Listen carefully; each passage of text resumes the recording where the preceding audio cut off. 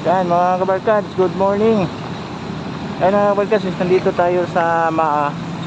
Dito sa harap ng simbahan dito. Ditong flyover project. Yan mga kabarkads. Yan o, dito na side mga kabarkads. Tuloy-tuloy yung slab nila dito. At ito naman yung bago nila oh. Pinabitan dito sa may cruising na talaga. Dito, simula na naman sila naglagay sa girder. Yan. Ito na yung patawid sa cruising mga kabarkas. Ito na yung papunta doon sa MAA. Papunta ng MacArthur Highway.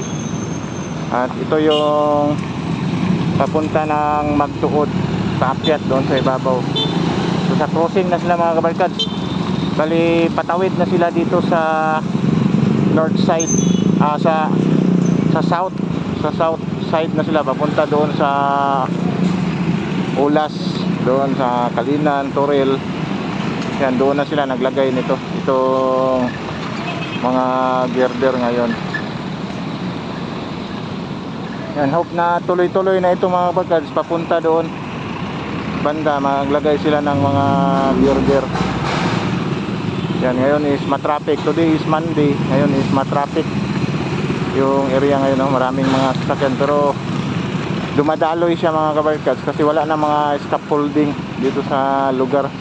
Ito na lang crane no, nakababag kasi naglagay kagabi siguro sila naglagay ng mga girder, nagsimula siguro. Hope na sunod-sunod na ito, mamaya siguro ang gabi maglagay na naman sila dito kasi dito is yan o, may mga trabante ngayon dyan na naglagay na ng mga slab.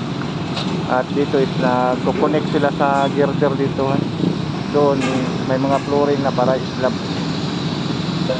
Yan. Kasi doon banda na flooring na yun. Ito na lang dito banda. Yan, tuloy-tuloy na talaga mga kabarkads yung trabaho nila dito sa MAA flyover project. Yan. Kapag dumadaan kayo dito mga kabarkads, okay lang yung traffic dito ngayon mga kabarkads kasi wala nang nakaharang dito sa project oh. Pero ingat-ingat lang mga kabarkads kasi may nagtrabaho dyan sa ibabaw. Pero siguro careful siguro sila nagtrabaho dyan banda.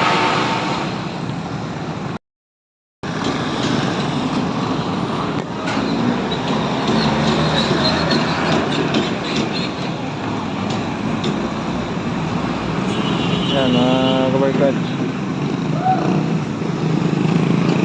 matraffic ngayon dito mga kabarkads sa MAA kasi yung isang crane no, nakababag sa kalsada dahil sa nagkabit sa mga girder dito. Kahapon nag-update tayo dito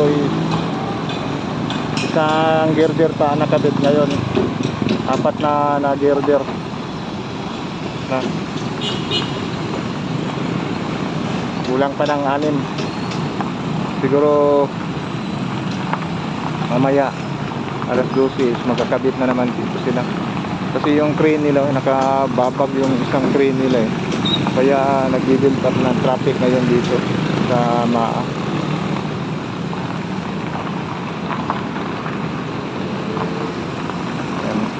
Tuloy-tuloy na siguro ito mga kabarkads kasi walang harang na walang harang na wire dito sa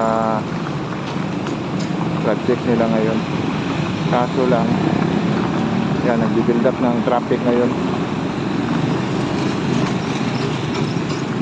Tapos binuksan nila itong crossing. Kaya kung galing ka doon sa walang traffic doon, papunta ka ng Toril, walang traffic. Pero pa downtown area ka, grabe yung traffic ngayon kasi yan o, naglalagay sila, tuloy-tuloy yung paglagay nila dito sa may cruising dito sa MAA.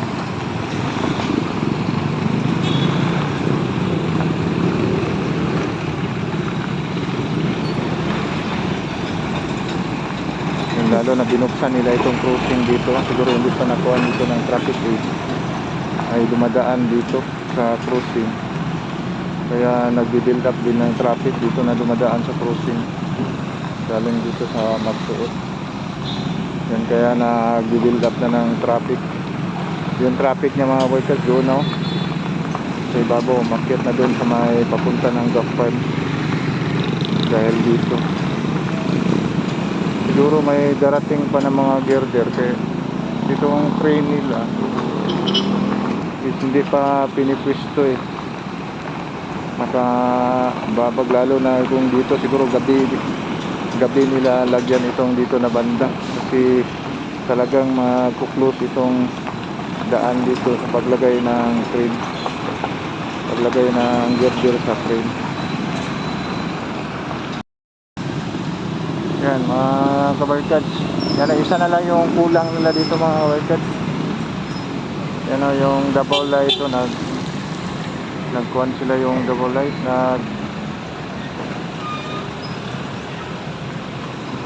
nagkuhan sila sa wiring mga kabarkads kasi matamaan siguro yung copper na high tension wire nila.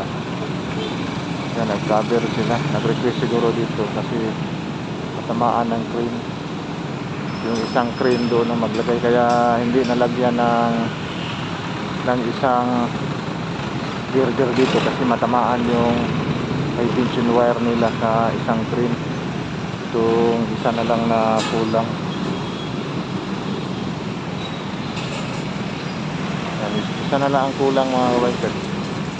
Yan kaya nilagyan nila ng cover para itong crane kung matamaan yung high tension wire hindi mag-disgrasya dito sa Corinthi. Kasi ito lang area na may wiring mga kabarkads na nakatawid dito sa kabila pero on the race papunta na doon wala nang mga Corinthi kasi nalipat na yung mga poste.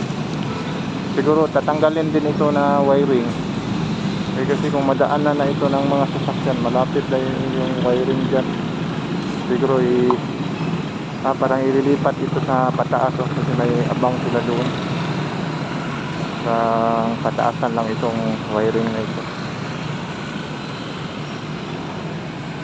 Yan, malapit na mga kabarkads kung tapos malapit na itong area na itong portion na ito matapos nila baka lilipat na naman doon sila sa kabilang pier. Ano dito nag-i-slap na sila dito mga kabarkads, nag-i-slap bubuhusan na naman ito kasi nakuha na sila sa railing side. Yung railing side. Kuya! Basta! Jote ka? Kabaro ande! Kuya RPP! Ano kuya? Padong jote ka rin.